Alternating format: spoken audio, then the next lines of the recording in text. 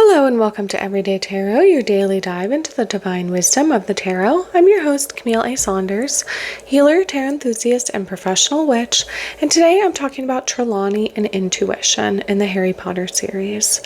Whether you're a seasoned tarot reader or just starting to explore, this podcast offers daily insights, intuitive messages, and practical advice drawn from the cards. Each episode is designed to help you connect with your inner wisdom, find clarity in your decisions, and tap into the energy of the universe. Tune in every day, Monday through Friday, for fresh perspectives and empowering guidance from the tarot as interpreted by me.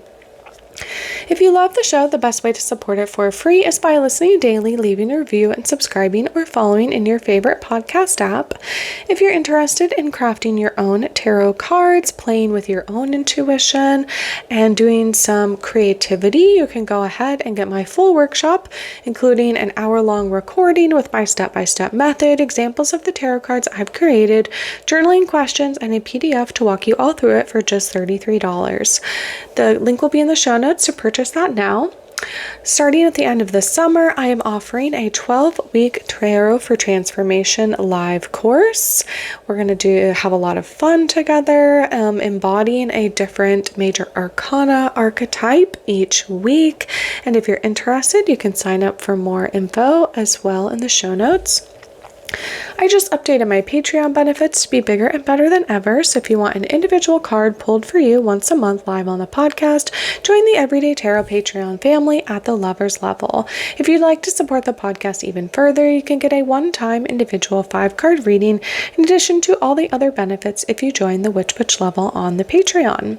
If you're local to the greater Puget Sound area, join us at our next Let's Talk Tarot meetup group event. If you go ahead onto Meetup and join the group, you'll get notified whenever there are new events posted. If you are interested in joining my newsletter, you'll get a free PDF with my 2025 5-card tarot spread I created just for you, my lovely listeners, at the beginning of this year. My weekly newsletter always has the most up-to-date information on upcoming events, presentations, musings, and more.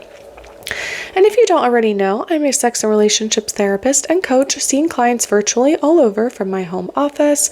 I love working with queer, poly, and witchy clients. If you'd like to work with someone that doesn't judge you, is witchy just like you, and helps you learn how to deal with anxiety, chronic pain or illness, communication issues, self-advocacy, and sex, head to my website and book a free consultation now to start your journey. You can find the links for any of these offers in the show notes or on my website, CamilleASaunders.com/everydaytarot, in addition to the images of the cards I pull on each episode. All right, so welcome to season 13, Lucky 13, where I'm talking all about divination in the Harry Potter series as we lead up to I will be speaking at Enchanticon, which is in St. Louis, Missouri, the 15th through the 17th this year, where I'm doing a talk called Not Just Tea Leaves, Trelawney, Tarot, and Trusting Yourself. So today we're talking about the trusting yourself part of my talk. But yeah, I just thought it'd be fun to cover divination and talk about all these different things, some of which relate to my own talk that I'm giving there to kind of prepare me. And then for the rest of the season after this, we're going to be talking about all different kinds of divination that are briefly mentioned in the Harry Potter series and like deep dive into them and what that would look like. So, if you haven't listened to my other seasons yet, you can check those out. In season 1, I talked tarot basics. In seasons 2 and 3, I went through all the major arcana cards and the overview of the 4 suits. In season 4, I talked tarot and pop culture. Season 5, I went through 13 common tarot spreads. Season 6, 7, 8, and 9, I went through all of the suit of wands, pentacles, swords, and cups. Season 10, I talked about tarot and witchcraft. Season 11, tarot and plant allies. And season 12 is about tarot and animals. And like I said, now we're on to season 13, where I'm talking about divination in the Harry Potter series. And today we're talking about Trelawney and Intuition specifically. So a little bit of background on me and my connection to the Harry Potter series. I grew up reading all the books, and from elementary school on, we read them as a family. My parents would read them aloud to us every night before bed, and it was just a very magical part of my upbringing. I went to the movie releases when they came out. It was just so fun, and I'm so excited for the new things that are coming out about Harry Potter as well, like the Harry Potter TV show that's been casted, and I think they're probably starting to film now. It's going to come out in 2027. I really enjoyed the Hogwarts Legacy video game. It's an open world Harry Potter game, so it was very, very fun. I loved it. Got me back into playing video games again. And then also they just announced the like audiobook that's gonna have like a whole cast of characters and get narrated. So they're redoing the audiobooks with sort of like a full cast and sound effects and all these different things now as well. So it's very fun. Still fun to be a Harry Potter fan even now. So I identify as being in Slytherin house. My favorite book is Half-Blood Prince. My favorite movie is Goblet of Fire. And I've been a Mugglecast podcast listener since 2006. This is a podcast that started in 2005, and they just celebrated their 20th anniversary. Congrats to Mugglecast.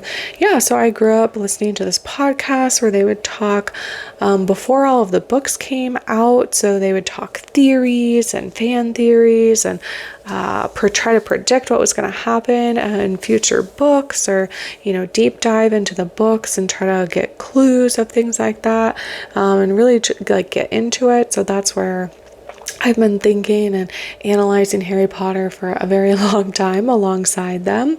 And today, since we're talking about intuition, I was thinking about who are my favorite like intuitive people in the series. And I would say two of my favorites that kind of came to mind were Luna Lovegood and Nymphadora Tonks. I think that both of them are like very good about being true to themselves and about knowing like who they are in the world, and I think that that really comes through in their intuition.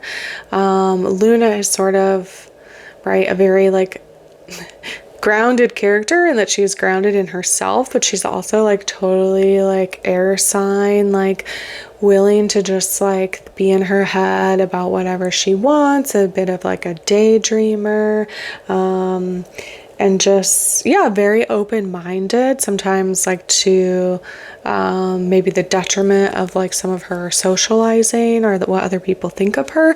But again, I think she's so clear about who she is that she doesn't really care that other people maybe like make fun of who she is.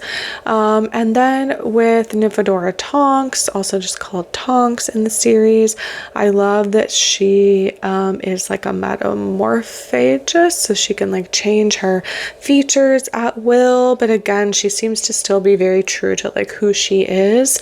She has this ability to like change how she appears to other people, which obviously is helpful as she is an Auror for her job, and so she has to be in disguise or kind of be like a secret agent of the Ministry of Magic to catch dark wizards. But yeah, I just think she also is just she's like a cool character.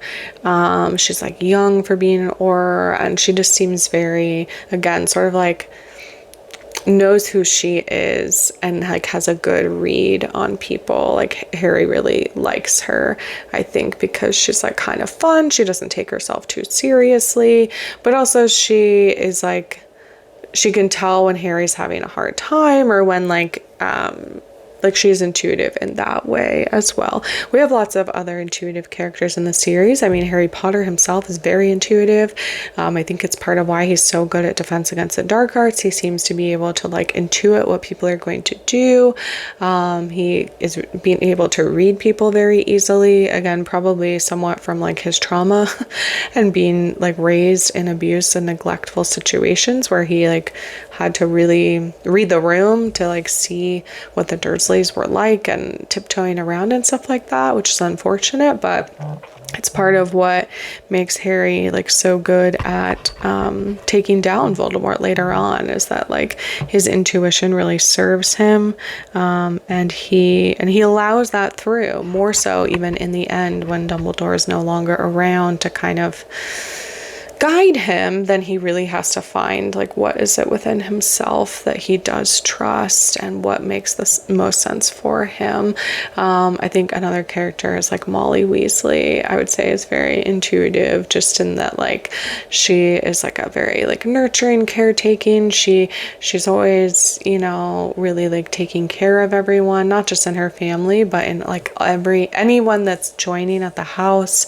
And she's very, I would say, like she's in touch with what everyone needs. And again, that is like, I would say that is, she seems to also know herself and like her role, but also she's like also a badass, right? She can fight. She's in the Order of the Phoenix. She also went through the trauma of losing her twin brothers in the First War.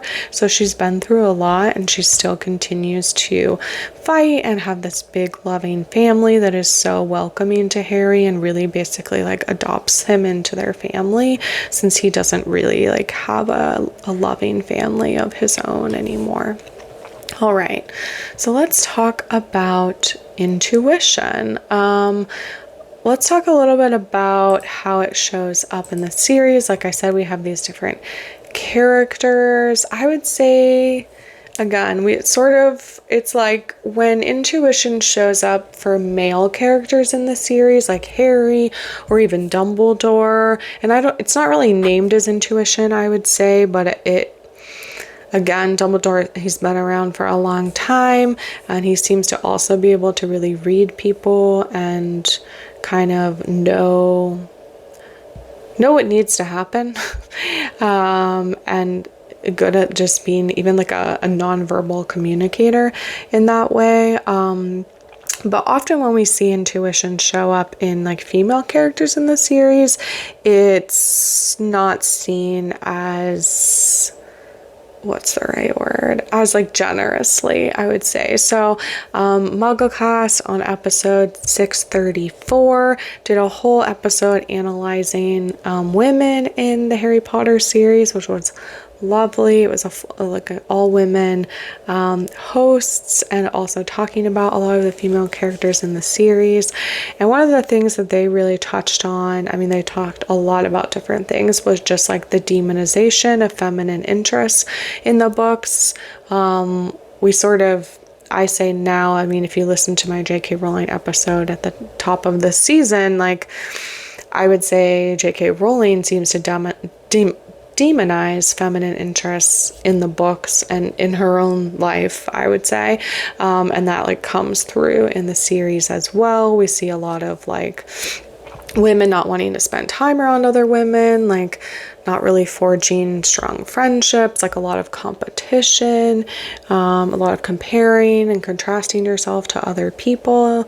Like the women do that a lot in the series. And also like the characters that are more like, again, intuitive, if they are women, then it's like kind of made fun of, at least by other people.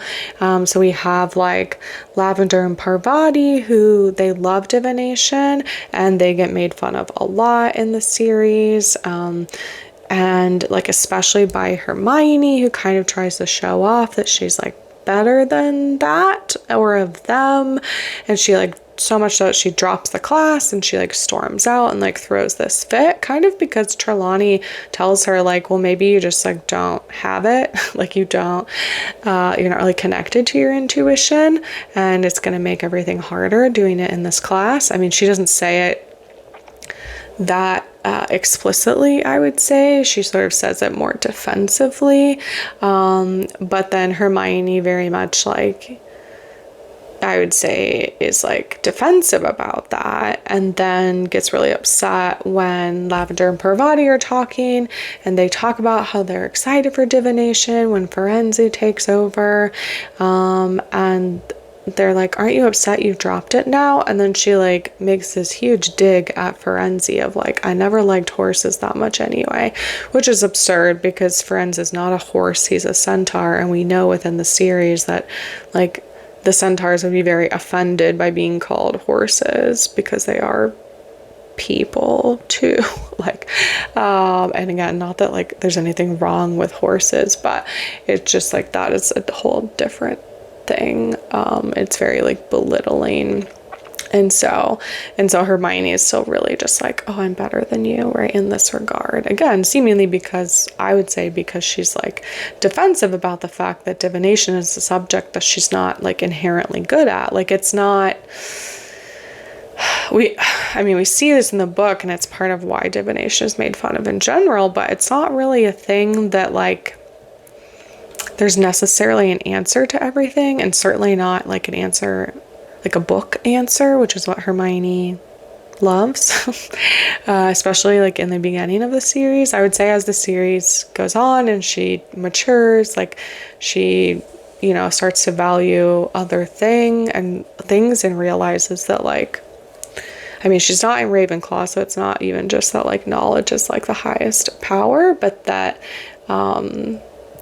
that book knowledge can be limited or censored or purposely, right? You have to think about who it was written by and who's left out, and like other, especially like the other like magical species in the Harry Potter series, like centaurs or mer people or house elves or goblins, like all of those things, like there's a lot less known about, or it's like a very wizarding point of view on their history, and that comes through in the literature that they read. And so Hermione seems to not thrive in this subject that is, it's like they have books for class, but they're more like reference, like it's like an encyclopedia almost, where it's like, okay, like you're gonna again look at these, you're gonna drink your tea, and then you're gonna pour it out, and you're going to look at what's left, the tea leaves that are left, and you're going to try to interpret what symbol that might be, or like archetype, and then you're going to go find your reference book about all these different, symbolism or different things, and then you're going to try to interpret what that might mean and apply it to your life, right? Like that is a lot more intuitive than like, okay, you just say this spell over and over, or you wave your wand this particular way, and that's how you do this charm, or to do this potion, right? It's like chemistry and like kitchen witchery, right? Where it's like follow a recipe to a T. I guess Snape is also sort of like maybe a more intuitive character in the series, which is pretty interesting because, again, like he is also not well liked in the series. I would say maybe he's a little more well liked in the fandom, although some of that is because of his like redeeming quality, or like what we know about him later on, even though he's like a pretty terrible person to be around.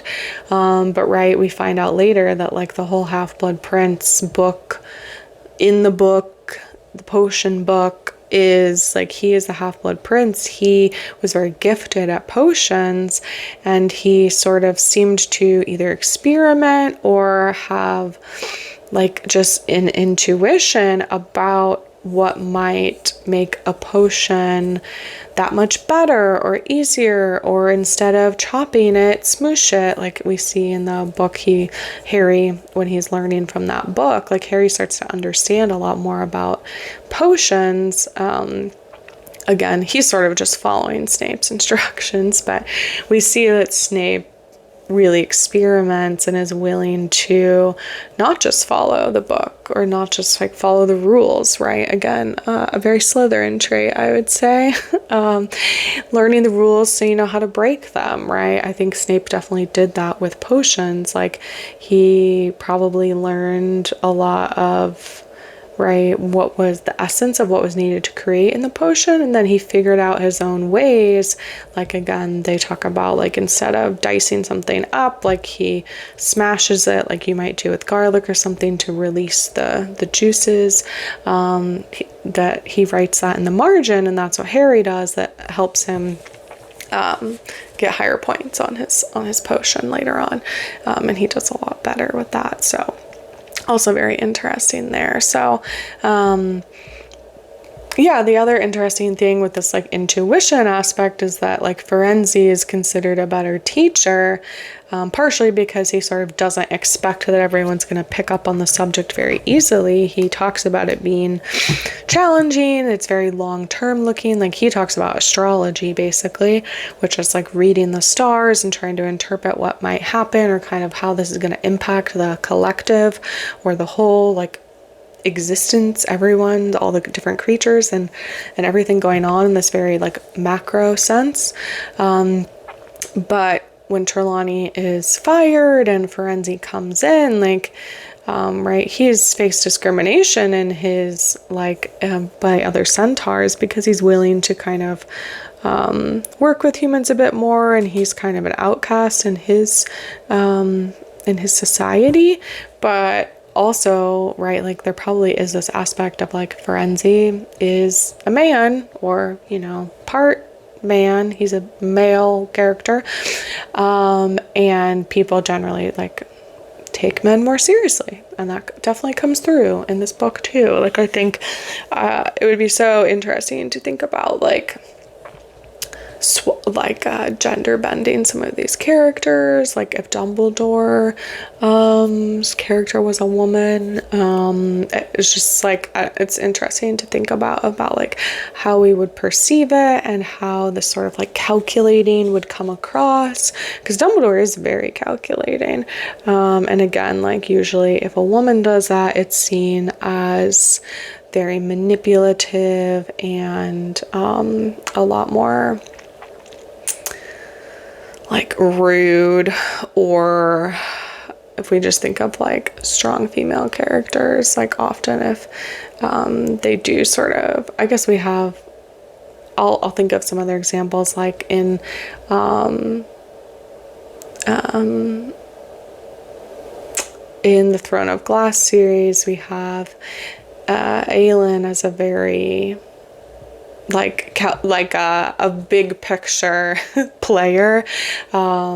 She tries to create a lot of situations or different things that without informing other people about what's going on, and then like later tells them like, oh yeah, I was kind of like manipulating these things behind the scenes, or I was kind of like this puppeteer in a different way. Again, it's kind of seen as a good thing in the series because like ultimately she ends up like winning and doing well and kind of pulling it off. But it's kind of like in the moment everyone that interacts with her is like, whoa, like why didn't you tell me that you were doing this? Or like, oh, I kind of feel used.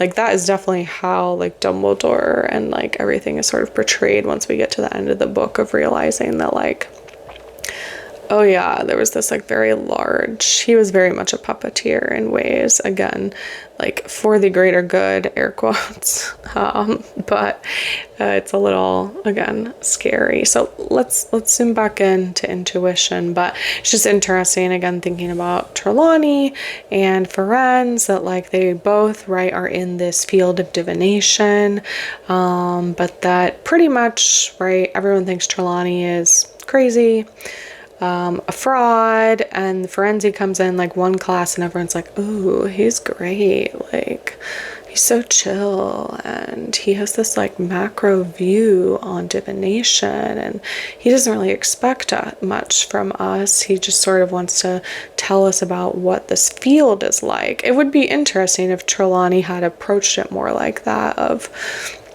okay, right, like I come from this line of seers and intuitives and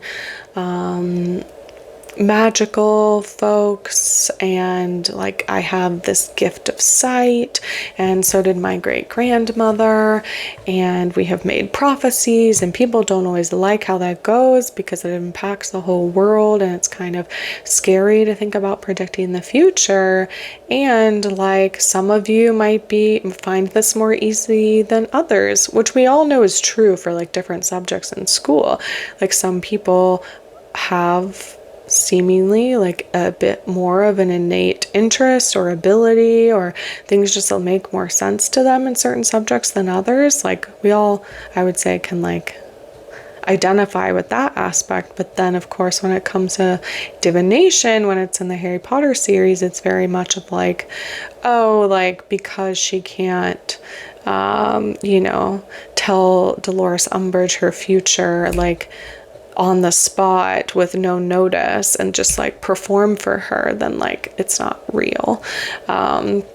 I also, in the Mugglecast episode, this all-women episode talking about women in the series, they talked about that actually Emma Watson carries around tarot cards and like pulls tarot cards all the time.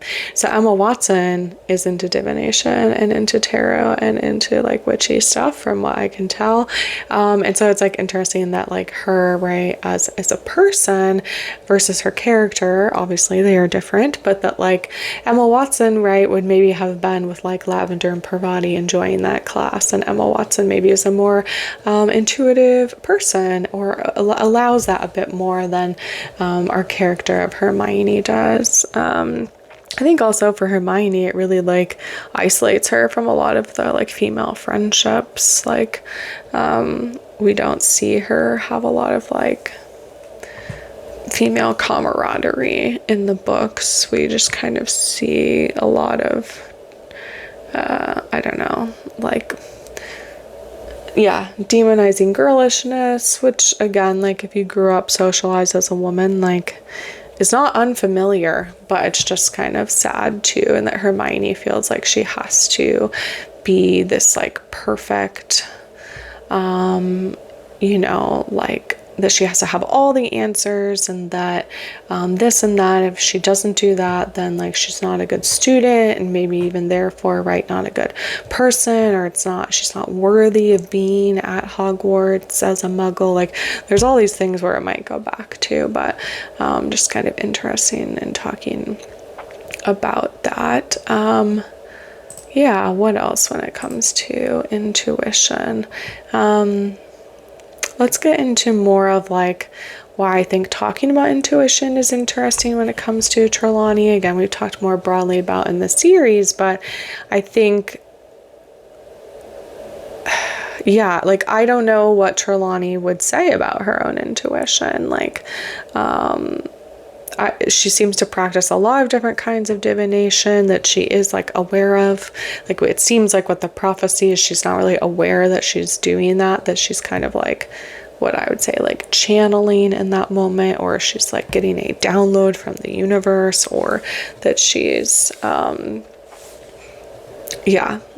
being an oracle, or like prophesying the future in those moments, that like it, but she still is practicing all these other things like tarot, or crystal ball gazing, or tessiomancy, or things like that.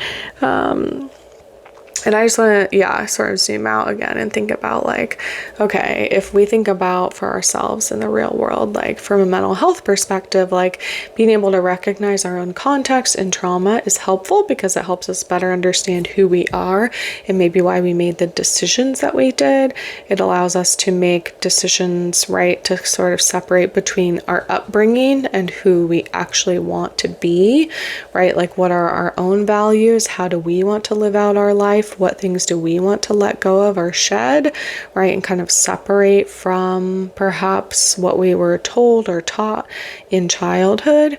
And I just, again, in thinking about Trelawney, like what happened in her childhood? Like, was she just told that she was a fraud all of the time? Did she have siblings that, right, were better than her or were good at other aspects of divination? Was she an only child and she just is always comparing herself to, the great Cassandra Trelawney, that her great-great-grandmother that was like doing all of these prophecies and perhaps writing these books and stuff? Like, I think she would have acted differently if she had known that she had given accurate prophecies. Like, yes, if we have the ability to believe in ourselves and our abilities, the purest way, whatever, to do that is to like believe in ourselves kind of no matter what, like Luna Lovegood does. And then from there, right, we can kind of see evidence that like over time that is in line with our values, and that we don't need to have other people tell us, right, that like, oh, you're so good at that. Like, we can just know it in ourselves. Like, I put effort into this. I am good at this. Like, if Trelawney, and that's just the part that with Trelawney, it's like unclear. Like, she put effort into it. That's clear. She tries. I don't know how hard, quote unquote, but like she's definitely trying to, right, teach the kids about divination and practicing it on her own and talking about. She seems to like have the right idea when it comes to like not just, studying the day-to-day things, but these sort of overall patterns or larger macro things like Ferenczi talks about. But like, what would it have done for her own self-esteem and self-worth to know that like she actually was a seer, and that yes, it can't be done on command, but that like she gave prophecies. She gave this massive prophecy that the entire Harry Potter series is surrounded by, right? Like, this is the great irony of the books, is that Trelawney thinks she's a fraud, and yet like the whole crux of the series is about this prophecy and how it changed Harry's lives, Voldemort's lives, and the whole wizarding world.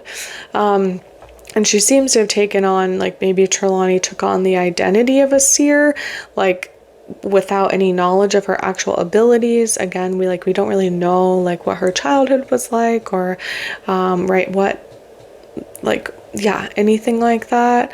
Again, if no one ever told her that she gave these prophecies, like, I highly doubt Dumbledore told her. He says he didn't want to because it could be used by Voldemort. I highly doubt Harry told her, because like I bet when he was done with school and killing Voldemort, like, he's like, I'm good. I'm not gonna like go talk to my old professor that I didn't like about this prophecy that she gave me. We see that Trelawney is participating in the Battle of Hogwarts at the end. She's using her crystal balls as a weapon, and different things. So she's definitely kind of like on the right side of history at that point. But right, like, we don't really like her in the books, or at least Harry doesn't, and we see the books from his point of view, because like she does come off as a fraud. Like, we see like her insecurity, we see that like she, again, is using substances, she's drinking, she's hiding cherry bottles, she seems shameful of that, like ashamed of that, and she's kind of like always wandering around talking to herself, and like doesn't really seem to like have friends at the Hogwarts. Like, I'm like, girl, get out of there. Like, this doesn't seem like a good place for you. So maybe after the Battle of Hogwarts, as she's shattered all of her crystal balls, maybe she decides to leave the school and go on and find her own coven, create her own coven, or be in the woods by herself, or I don't know what she's doing, but I want more for her. I'm sure she grew up in this like shadow of her great grandmother Cassandra, was most likely under a lot of pressure to be a seer, like, and right, we know that like with other things in the magical world, when there is with this like pressure on people to, right, like perform, like that makes it that much harder. We see that with Neville, and how like his grandmother tells him he's not as good as his dad, and so he therefore just like thinks he's not as good as his dad forever, until he kind of finally, like in the Order of the Phoenix, like Harry starts to like put his trust in him and trust his abilities, and Neville then like really thrives in that. Like, again, like often we need someone to kind of like see that part of us and like tell us and remind us, so that then we can also like utilize, right, our own intuition and sort of like grow it from there. Like, we don't you don't forever need external validation, but boy is it helpful, especially to point out things that like we might not recognize about ourselves. And then again, like, we know Trelawney was accurately predicting things, not just with the two big prophecies, but she kept pulling tower cards around Dumbledore's death when he falls off the tower. Like, she does predict other things in the books that like do come to fruition. And again, it's kind of ironic that like divination in general is seen as telling the future, and Trelawney did that through her prophecies, but everyone still sees her as a fraud. And again, I realize that like people don't know that it was Trelawney that did the prophecy, like the one about Harry, and then like it's seemingly no one else other than Dumbledore and Harry know about the one that happened in book 3 when it's given to Harry about the Dark Lord coming back. But we also know from like the way that Dumbledore talks about prophecies in the book, like the canon of the book, is that prophecies only come true if people take them to be truth and something that will happen.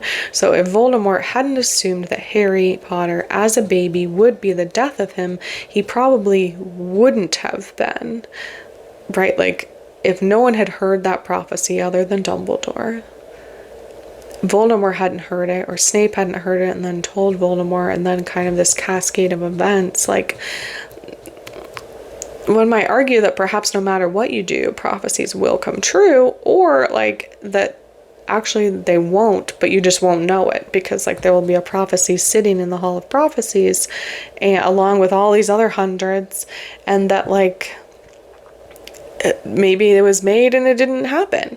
But I would say, like, I agree with Dumbledore when he says in the 5th book that if Voldemort hadn't gone after Harry and tried to kill him as a baby, the Harry like would have grown up maybe and had a normal life with 2 loving, alive parents, and maybe not been shaped to be the person that would later take down Voldemort. Like, it's unclear totally about, like, we don't totally know in the series like how the prophecies work, because we don't get kind of this like confirmation, but we know that when talking about time travel in the books, that Dumbledore cautions that, oh, if you change things in the past, when you go back, you don't know what it's going to change in the future. So there is still this like ability to change the future that happens, right? Like, again, there is choice in the matter when it comes to predicting the future. Like, the way I generally view it for myself is that there's all these paths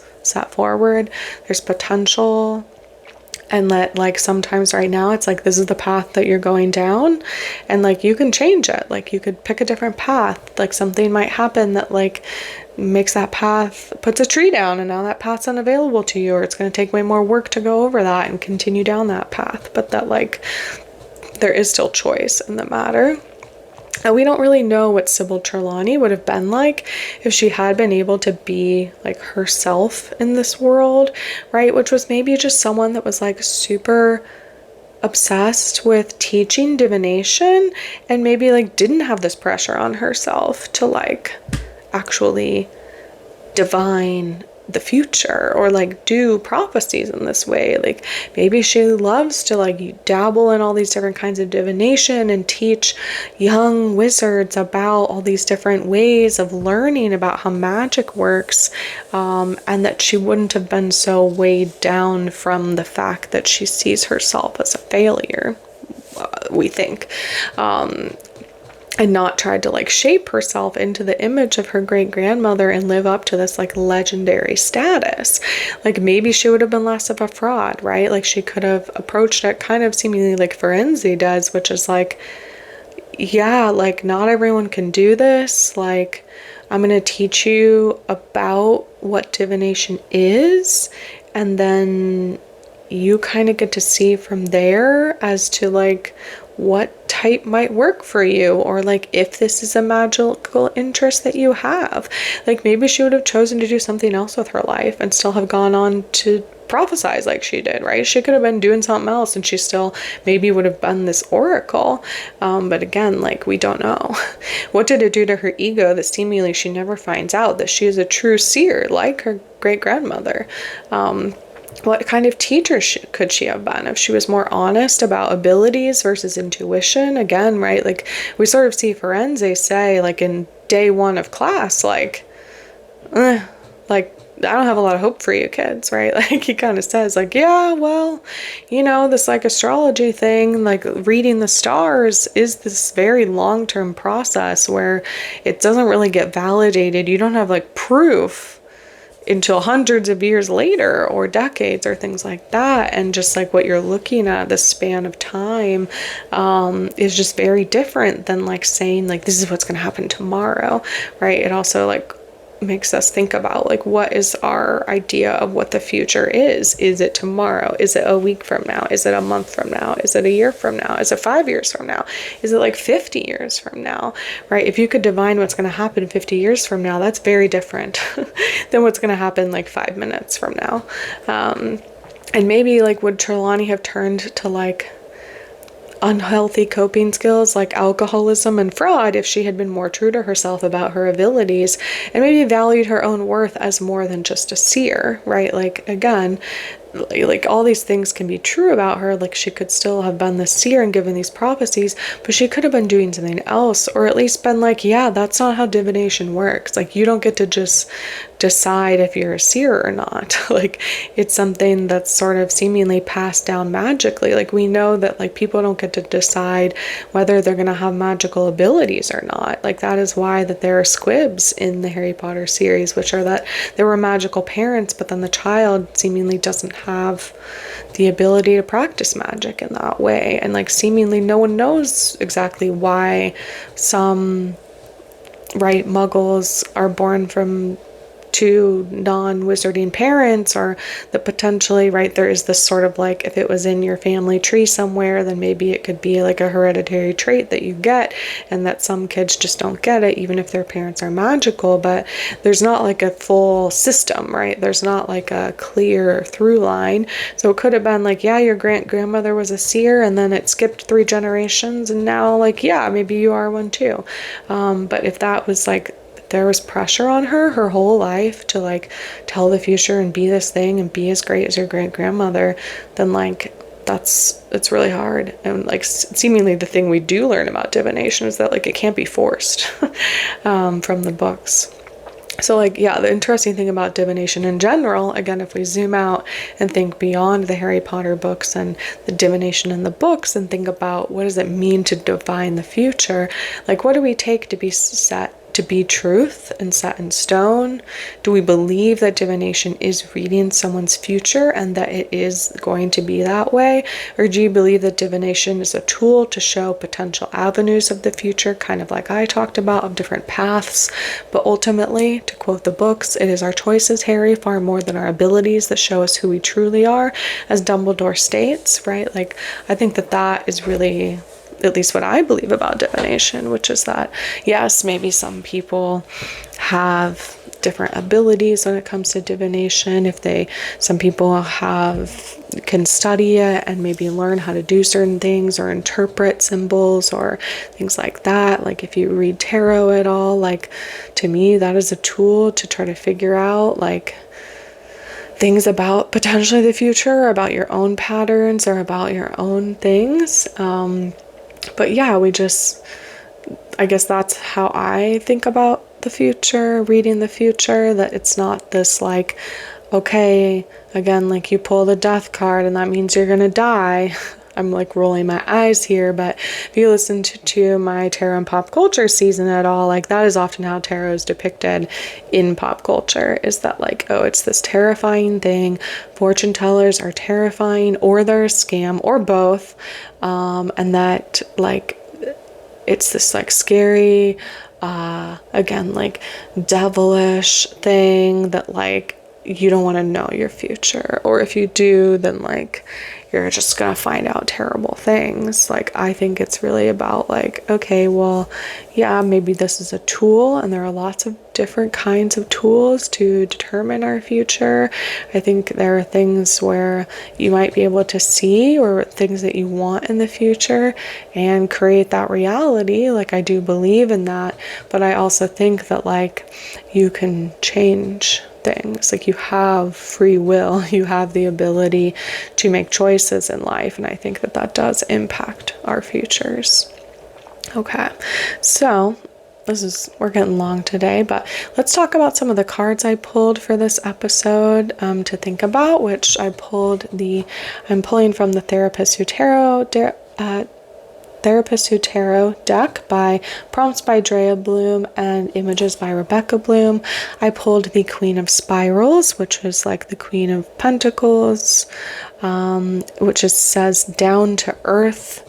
And this deck does not have a tarot deck guidebook, but it does have questions on the back, and it says, what is your superpower and how is it also your kryptonite, right? So strengths and weaknesses. What is it time to create in your life, and what are you most proud of? I thought that was appropriate for this episode. I also pulled the Judgment card, which at least on here says awakening, because I was thinking about, right, like our own growth or our own maybe intuitive awakening. I think a lot of us, in particular women, have this like awakening that happens of like, oh, actually I'm allowed, like I am intuitive. I think everyone is intuitive and has an intuition. But right, like when we tap into that and actually allow it and open up to hear it, like there can be all these things that happen. And I think a lot of our US culture like is saying don't listen to that, like just again follow the rules, do this or that, but our intuition I think can be really tapped into. And so I think there is this kind of awakening that happens of like, oh, actually I can like trust myself, I can trust that my body is going to tell me if something's going on, or if like I'm gonna get a weird tingle if someone's like following me, or just like kind of these things that are seen, I would say also in particular for women in our current society, as like not real or like silly. But I think it's so important to like tap into that and listen to that. And I think when we cultivate that, that is what brings us into our own like power and ability to like know who we are and what's important to us, and then make decisions from that point. So on the back of this card, it says, what is limiting your growth? How are you keeping yourself small? And in what area of your life do you feel trapped? Then I pulled the High Priestess card, which is all about intuition. That was definitely one I wanted to make sure to pull, since we're talking about intuition today. So the questions on the back of here say, about what should you be more cautious? About what are you being too cautious? And in what area of your life are you being too stubborn? And then finally, I pulled the Fool, because I feel like every journey comes back to the Fool, right? The Fool is considered affiliated with the number 0, which is also kind of like infinity or the void. It's like the beginning and the end. It is the thing that drives us, and we can always come back to this fresh hope of the Fool, which I think for me like definitely happens with intuition of like, okay, so I started in a place where I wanted to get kind of like grounded in the Queen of Spirals or Pentacles. Then I had this intuitive awakening of Judgment. Then I was really tapping into my intuition as the High Priestess, and then ultimately I think right, once we're at that point, then we're like, oh yeah, actually like I'm over here as the Fool, because I'm so open to things, I'm so open to new journeys, I'm so open to being at this place where I can be kind of fearless, right? I can blissfully walk off that cliff and know that the universe will catch me, or know that like, yeah, and so that's really what I see with the Fool, is that like this willingness to let go of fear and kind of surrender to what will be, which again, you know, goes all the way back to divination and thinking about the future, right? Sometimes also the thing that happens with the fear of prophecies or divination or tarot reading or any divining of the future is that there is this like, okay, if I see what's going to happen, almost like I'm going to be paralyzed until that thing happens. I'm just going to be waiting and waiting until that thing happens. And I think we can come into this place of perhaps surrender of like, yeah, that thing's going to happen. Then what? Right? Like, what am I going to do from there? We'll see. And believing in our ability to, like, that things will be okay. Yeah, and maybe that's where I want to leave us today. The intuition is also believing that things will be okay and that we can take care of ourselves, especially when we have this belief in self and personal power and intuition.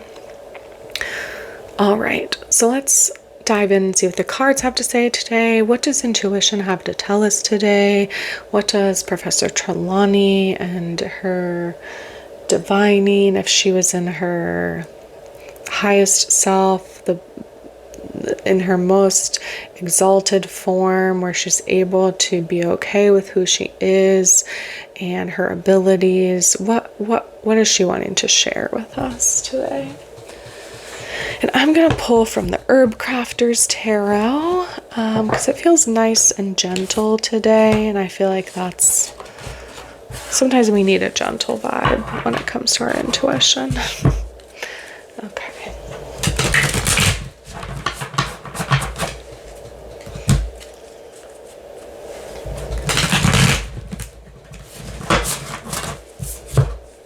All right, well, I pulled 2 cards, so I guess we're going to talk about 2 cards.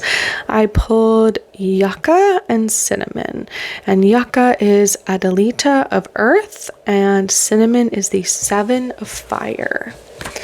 So let's look at the Yucca plant. I love yuccas. They're so cool.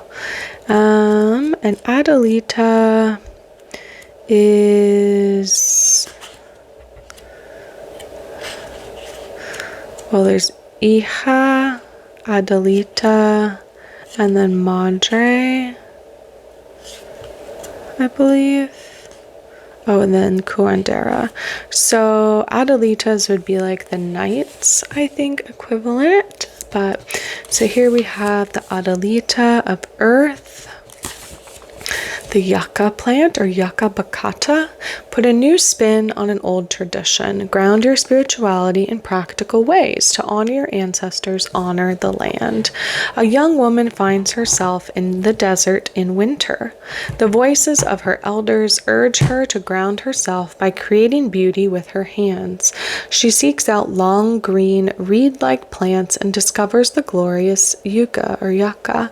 She creates a bridge between her ancestors and the ancestors of the desert by weaving a brigade's cross, a sacred symbol of her Celtic heritage.